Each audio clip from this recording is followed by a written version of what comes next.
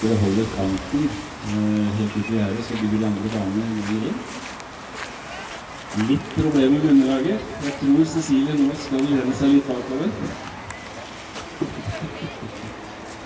Det er Bialdek, jeg visste ikke tema på dette. Det som er vel så artig her som kontorsjon, er jo at Balder er en 3 år gammel dørlahengst som Birgit har jobbet med siden han var halvannet. Og han skal vise frem flere sider av seg selv. Han har blant annet ikke bråket over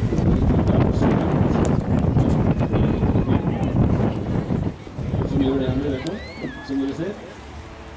Noen av øvelsene her er kanskje ikke anbefalt å ta med til å gjøre det hjemme. Det har vært sett.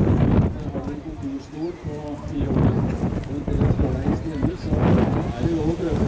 Men kanskje ikke hjemme.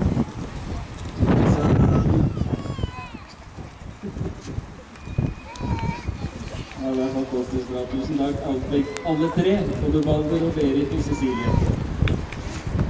Da går du straks av opp ut, Berit, var det sånn?